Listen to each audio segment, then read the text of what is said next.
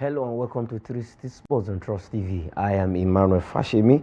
We have a whole to look at on the show this morning. I've got two gentlemen. Let me start from close to my close to my far left. Kadiriata, a footballer, once played in the NPFL and whatever, before leaving the shores of this country. Welcome to 360 Sports on Trust TV. Thank you so much. Thank you for having me. And I have a regular suspect on this show, a partner in good crime. Wilfred Oban, welcome to 360 Sports on Trust TV. It's my pleasure, Mr. Fashion. As I always say, it's always a pleasure sharing the center stage with you. Okay, let's go straight to business. Let's begin from the Nigerian Football Federation, NFF. Yes, in a way to sanitize our league and help the league to grow. Definitely, they started since the new executive members of the NFF came on board, led by President Ibrahim Musa Gusau, that is Alhaji Ibrahim Musa Gusau. They've been doing everything to see that our league becomes a viable one. And like you heard some weeks ago when he granted that interview, for a league to be better, you have to focus on the referee. The officiating has to grow. The officiating has to be better. And that now we know the league is on break, but the NFF, in conjunction with FIFA, for the development of referees, this program will be coming up. That is for referees, mid-season training program for referees, MPFL referees, NNL referees, and FIFA referees in Nigeria. They will be going through this program, and it has been set for the 22nd. They are in batches, batch A and batch B. Let me start with you, Wilfred, before I come to Oban, before I come to Kadri. Oban. That is a very good initiative, though not completely modern, because the modern football, the 21st century, we're still talking about officiating, organizing workshop, or mid-season training for them. It really doesn't sound nice, but then it's good that our league is under I can't say a rehabilitation, but transitional process, and they want to, a total sanitization, from the officiating and the other aspect of the league. So I think it's going to help the league to improve, and I think the second half of the season, let's see, how effective, and how impactful the training, would translate into reality. Okay, you once enjoyed the officiating in the MPFL, but now you are no longer with us. But from your own point of view, how do you see this with the NFF? Yeah, for me, it's a good initiative, for the referees. We don't have a bad referees, but I think it will make them grow more and better. Okay, to make them grow and do better. All right, let's move away from that story straight to the Nigerian. Now we'll look at the league proper, as the league is on break. And one team from the southwest of Nigeria, 3SC they call them, one of the oldest team in Nigeria, that is 3SC Shooting Stars, they are also called, of Ibadan, as they declare readiness for the second half of the season, led by Coach Benga Ogumbote. This team is actually, they are doing well as we speak. And for Coach Benga Ogumbote, he's an experienced man. Wilfred, when it comes to the Nigerian Premier Football League, he's among those top coaches you can mention. He's a league winner. He did it with Plateau United. That was in 2017. Yes, as you rightly said, Coach Benga Ogumbote is a household name in the Nigerian domestic league. Everybody knows him. Everybody knows his abilities, and he's one man that he's contributed immensely to the growth of the league, and he's still doing it with the Shooting Stars of Ibadan. But you see, sometimes the whole process is not just about the past, or previous achievements. It's about trying to keep on the pace, the consistency, and then meet up to the expectation. Okay, meet up to the expectations of the people and the yearnings of Ibadan people, or your state and the whole of Southwest. Like I said, they are one of the oldest clubs in the Nigerian Premier Football League. When it comes to Nigerian League, you can call Shooting Stars of Ibadan. Then we have the Julius Berger, Barbros International. I can name them, Bendel Insurance, Academy Warriors. These are all household names when it comes to the Nigerian Premier Football League. Okay, we'll be bringing up the table, that is the MPFL table, when it's ready, before we go away from the show. Definitely for Shooting Stars of Ibadan, They are third on the Nigerian Premier Football League. Okay, we have the table on the screen. Remo Stars tops the table, still going into the second half of the season. We have Rivers United following, Shooting Stars who are third, and definitely if the season ends like this, Shooting Stars will definitely be playing in the continent. We have Rangers Academy, Ikorodu City, surprisingly, just saw that highlight one of their games against Rivers United, Enyimba Abia Warriors, Kano Pillars, and Niger Tornadoes. So for Shooting Stars of Ibadan, they are looking for how they will usurp Remo Stars from the top of the table when the second half of the season begins. All right, we'll leave Shooting Stars and Nigerian Premier Football League. This time around, we'll talk continental football. Yes, it is make or mark game, very slim chance for Enyimba.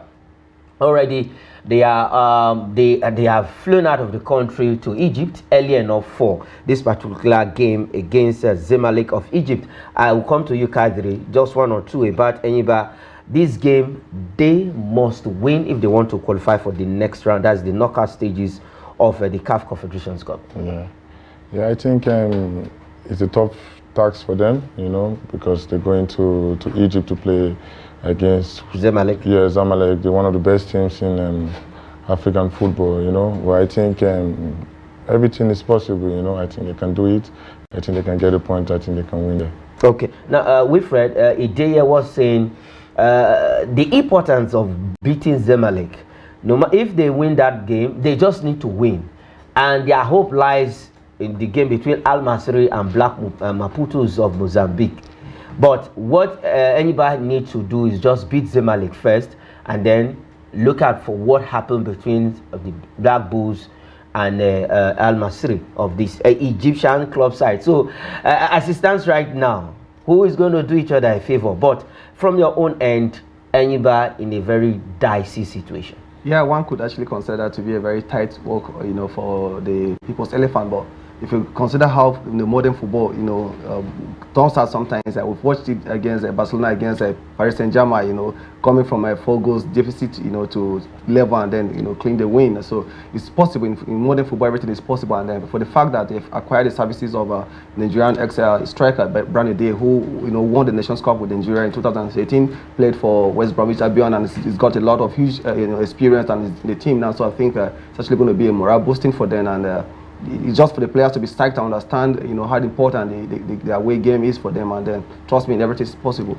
Okay, everything is possible. That game will be coming up this weekend in Egypt as we speak. Anybody is already on their way out of the country, going to Egypt to prepare early enough for that particular game this weekend. So we wish anybody well, and Brian Ideye is actually saying yes, they need all the 3 points at stake if they are to progress. Definitely waiting for what happens in the other game. All right, let's leave the shores of the continent. This time around, go straight to Scotland and look at the Scottish Premiership, where one Super Eagles player, Leon Balogun, after suffering that long layoff injury, coming back, and he was brought on the at the 76th minute of action last night, and he was on the score sheet. Definitely for Leon Balogun. Well, I will come to you, but let me start because both of you are footballers. Injuries, when you talk about injuries, first thing first, what does it really do to a player? Let's take it from this angle. It's something nobody prays for. It's something that not even your worst enemy you wish him to, you know, to experience. But then, incidentally, it's part of the game, and you cannot. It's inevitable. So when a player goes through it, you know, it has a lot of psychological effect on the player. So it takes time for the player to, you know, gain back his confidence, you know, and at that point, that the player needs every support around him, you know, from family to friends and the team he plays in for. So for Leo Balogun, I think he's done incredibly well to, you know, come out from such a long layoff injury and then still find himself, you know, on the score sheet, and means he has been fully, you know, mentally healed, not just physically, but he's been mentally healed, and I think it's a very great one for him and for Nigerian, you know, as a country. Okay, for Leon Balogun, we are still expecting him to get that call up back to the fold of the Super Eagles. Kari, you heard from your colleague, because I'll call him your colleague. Yeah. He's also an ex-footballer. Yeah. But from your own end, you've been through this process, and at some point you understand what it is. Yeah. How personally, how does it make you feel whenever you are adding joy from your own side? From my own side, it's so difficult, you know, at that moment, because you want to be in the pitch, you want to play, so you just need to be strong and everything. But it's just as you said, it's nothing good to wish your worst enemy, because it's not a good feeling. It's not a good feeling. Okay, it's not a good feeling for Leon Balogun. He's back up and running for Rangers of, not Rangers of Enugu, but Rangers of Scotland, and they won that game last night. Another Nigerian was on the score sheet, but that is still Desires we will be looking at the end of the show. All right, let's leave the Scottish Premier League. This time we'll go straight to the EPL, the English Premier Football League, where Ahmad shines in Manchester United win over Southampton last night. I will start with you, Kadri. Yeah. You were once in England and you've seen what the Premier League is. You played, you had a little stint with Manchester City. Yeah. They loaned you out, Norway, Lome FC, Belgium, and now let's look at the Premier League. When your time with Manchester City, what can you say? Yeah, it's a great feeling, you know. It's a great feeling. I think it's the best feeling ever that I've ever had, you know. And it's a different ball game, you know. The Premier League is always difficult, you know, more intense and everything. But I think it's everyone's dream to be there and everything. Okay, you had a dream and you were there. Yeah. You left. Yeah. Are we still going to see you coming back to the EPL? Hopefully, for sure. Okay, hopefully for sure. Ahmad was so instrumental for Manchester United in that game against Southampton at Old Trafford. Man U were down in the first half of that game, but the little man, I call him, had other things under his sleeves, and he got an hat-trick in that game, and it was a good one. Let's look at the table. Well, we'll still come back to Kadri to tell us more. Let's look at the English Premier Football League table, where Liverpool tops the table with 47 points. Arsenal are second with 43 points. We have Nottingham Forest on the third position with 41 points, surprisingly. Newcastle United 38 points, and then we have Chelsea on the 5th position, 37 points. Manchester City are 6th. That is your team now with 35 points. Aston Villa, they have 35 points also, but goal difference between City and Villa separating the two teams there, 9-1 for Villa. And then Bournemouth is on the 8th position with 34 points. Brighton 9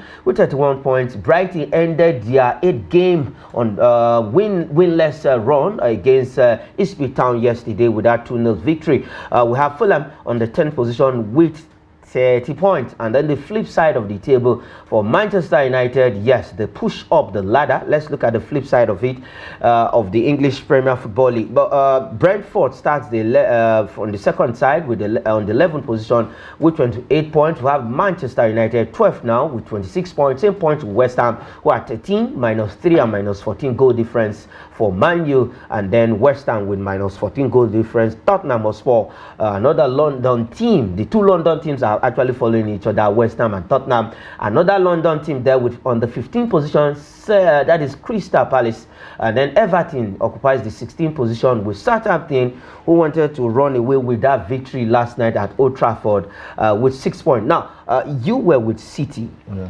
You understand what City is all about, but this season, your team, because it's your team, they've been struggling. Yeah, it's one of those days or one of those years that you want to do something, but it's not clicking, you know. And I think City is a great club that they have great hearts, you know, to win games and everything. But it's not just working out for them this season. But I believe anything can still happen, you know, in this season. Okay, when you were in City, what tell us your experience, what you learned, the whole scenario?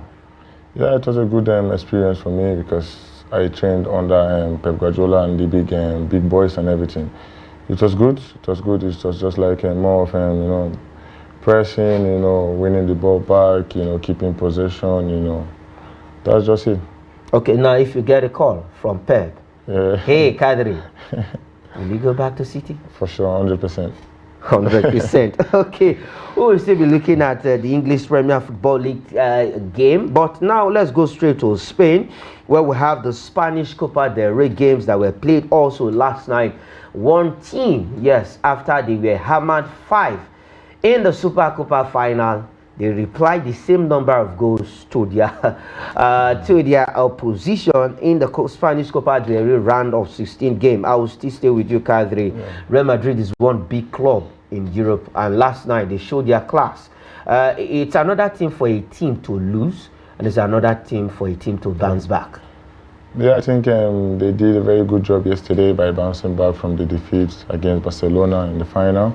Madrid, we always know them that it's never late for them, you know. Even in 2 minutes, they can score 3 goals or something like that. And I think it's good to be back again, winning games, and after the big defeat in the final, I think. Okay, let's have the result back on the screen. 5-2 against their opposition, Celta Vigo, after extra time. That is when we have Hendrick coming into that game. He got 2 goals in that game. Madrid were leading until the 70-something minute. Celta Vigo came back strongly into that game. And Real Sociedad defeated Rayo Vallecano 3-1. Athletic Club lost at their home ground 3-2 against Osasuna. All right, Kadri. Let's look at this. You played in the Nigerian Premier Football League, Nasarawa United, before leaving the shores of the country. Now, you've seen the difference between our league and the European League. What's up? Yeah, it's a big difference, you know. Big difference from the style of play, you know, the league management and everything. I think is a very big difference, you know. Okay. What are your plans? Because at sometimes I know you will still come back to Nigeria. What are your plans to do for the Nigerian Premier Football League? Because we've really not had players who have gone outside this country bringing back their wealth of experience. Are you having that in mind? That, okay, at some point of my career, let me come and give back to the Nigerian Premier Football League? Yeah, I think for sure, because we have some old guys coming back to play in the Nigerian League again. I think maybe we see after the career, after the end of my career. Okay, you still have a long way to go. Yeah. Wilfred, I can see you're nodding your head and you're smiling. We have match day 6 in the Nigerian National League, NNL. I will come to you, Wilfred, on that. But let's look at the fixtures of the Nigerian National League, NNL. Match day 6. 3 games will be going down today. Okay, 2 games, I beg your pardon. 1472 FC of Lagos against Beyond Limits FA. Also, is a derby because Lagos and Ogun State are not far from each other. Beyond Limits is the owner of Remo Stars, is the owner of Beyond Limits Football Academy, and Kebbi United against Kada Warriors. Now, Wilfred, I know you have, this is your familiar terrain, Kebbi against Kada Warriors. For Kebbi United, I think they're a very strong team, and they are very determined. I watched them in the FA Cup last season against the big dogs, you know, trying to, you know, put some triggers and everything. So for me, I will go with Kebbi United. Okay, for you, you'll go with Kebbi United. Those games will be coming up 3 p.m. Nigerian time. 1472 against Beyond Limits FA, who were the champions of the Nigerian National League last season, but that slot was booked by Heartland FC of Owerri. You can't have 2 teams playing in the NPFL. That is the rule. And then the other game for Kebbi United against Kada Warriors is also a northern derby. Now let's quickly look at transfer stories. The Nigerian Premier Football League. We have one transfer where Sadiq Ibrahim joined Shooting Stars of Ibadan on loan. Like we said, Shooting Stars of Ibadan are trying to beef up their team for the second half of the season. But quickly, Kadri, the exodus of Nigerian players, you are part of them, moving from the NPFL uptown. Yeah, for me, I think we need to get more of our players, you know, in abroad, you know, coming from the Nigerian league to play there or something like that. I think we need more of it. We need more of scouting and the rest towards the Nigerian Premier League. Okay, mentioning about scouting, do you have a plan for that? For sure, for sure. Okay, for sure. We are going to be seeing Kadri also trying to push our players abroad where they will be exposed to better facilities. But the thing is, we can also have those facilities here in Nigeria where others will also come down to Nigeria and play. We've had some foreign players playing in the Nigerian Premier Football League. Now we're still looking at transfer. We talked about the man earlier on, Cyril Desires, who is open to exit. There's a Rangers exit. That is the Scotland team, where we looked at Leon Balogun on the score sheet last night. He also was on the score sheet. Cyril Desires is a very fantastic striker, and for the little stints he had with the Super Eagles, just one goal to his name in a friendly game for the Super Eagles of Nigeria. But when he's playing for his club, he banging the goals, and he has been on fire with Rangers. Yes, incidentally, if you want to go by club form, you might end up inviting 100 strikers in the national team, because there are so many Nigerians all over, scattered all over the world, and they are doing massively well in their respective clubs. But then when it comes to national team football, it's a different ball game, and there are people that actually understand the game, and they've been there, and they just have to, play their role until their time is over. Then we can consider someone else. Okay.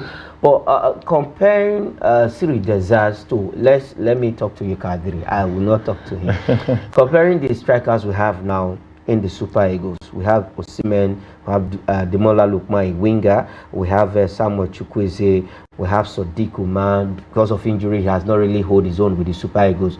Can Cyril Desires really shake up these guys? I think it's possible, but you let one name, Victor Boniface. Victor Boniface, yeah. I think he's a good striker, He has played also in the national team. I think if he scores goals and everything, he can, shake up the other guys. That's just it. For a striker, that's the work. Osimhen, Cyril, who do you prefer? That is no question for me, because you know the answer. I know the and of course, also you have to understand that most of these strikers you mentioned, the likes of Awoni, they've been involved with the national team in different categories, so they understand the terrain, they understand the physicality of the game, and then comes a player who is born from the other part of the world, coming to trying to acclimatize, to African physicality, style of play, coupling with the pressure from the numerous fans. Trust me, it's not just gonna be a little game for him to to embrace. It's gonna be a hard one for Cyril Desires to come into the Super Eagles. Now we'll still look at transfers. We'll look at this one. Dortmund enters Marcus Rashford's race, with AC Milan showing strong interest in the man. Dortmund also is interested in Marcus Rashford. Kadri, this man, I think his time at Old Trafford is up. Yeah, he spends a lot of time in Old Trafford. I think he grew up from the academy or something like that. I think it's time for him to go, play another elsewhere. Okay, get a new challenge. That is what it is. But Kadri, before we take the other transfer story, now, when are we going to see you in the Super Eagles? Soon. How soon are we expecting you to play in the Super Eagles? Your dream for the national team of Nigeria? Hopefully maybe this year. Okay, now we have a new coach on board, Eric Chell.